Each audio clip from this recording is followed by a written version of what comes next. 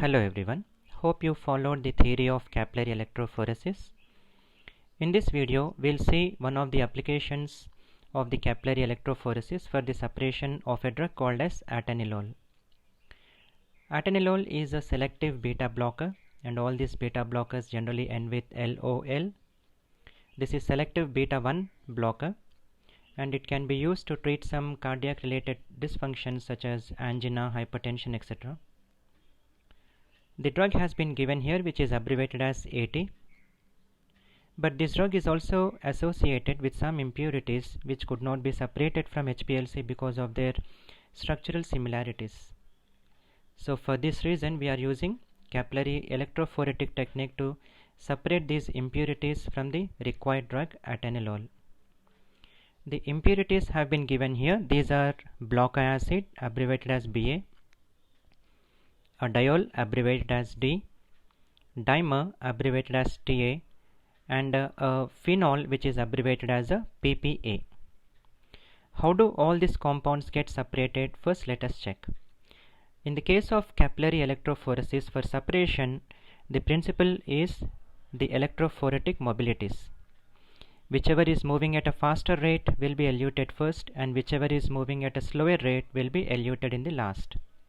So usually the one which is having a greater charge and a smaller size will be eluted first, and the one which is having a greater charge, in the sense a greater positive charge, or the cations, will be eluted first, whereas the anions will be eluted at the last.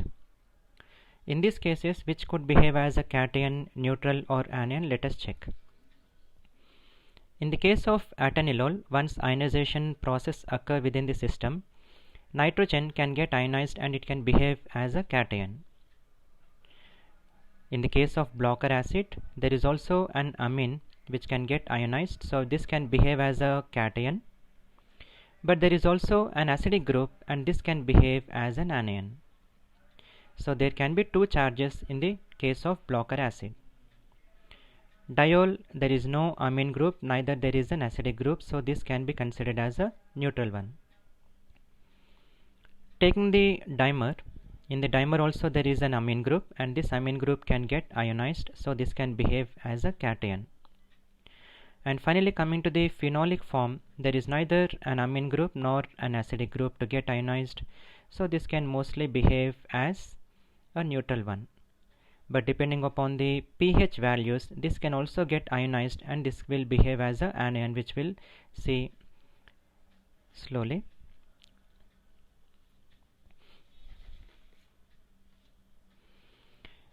Now just let us look at the electropherogram.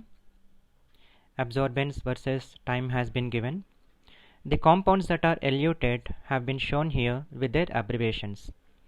The first compound to get eluted is the atenolol, because we said it is a cation. The second one is a dimer of it, so this is also behaving as a cation, and slowly as we proceed towards this end, this should be neutral and anionic molecules or the ions. So just let us see some theory of it, how they get separated. Now let us start now. The atenolol is getting separated from its impurities and the optimal pH is about 9.7. So as we said, the elution order is depending upon the ionizable groups within these molecules. And this atenolol will elute first, since it is bearing a positive charge on the basic secondary amine group where the pKa value is about 9.6. Well, the second one, we are taking the dimer. The dimer is also having a positive charge, but it is a tertiary amine and it has a lower pKa value when compared with that of the atenolol. Dimer, it is a very larger ion, and since it is very large, its mobility will be less than that of the atenolol. Well, the next one, it is a diol. Diol is neutral, therefore its elution time is increased with pH, and this increase in the elution time, which could be due to the complex formation with the borate that is present in the buffer.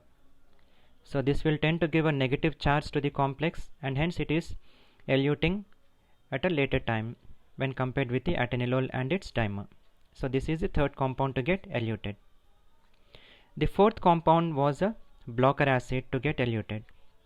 Blocker acid it will contain both a positive charge on the secondary amine and also a negative charge on the acidic group.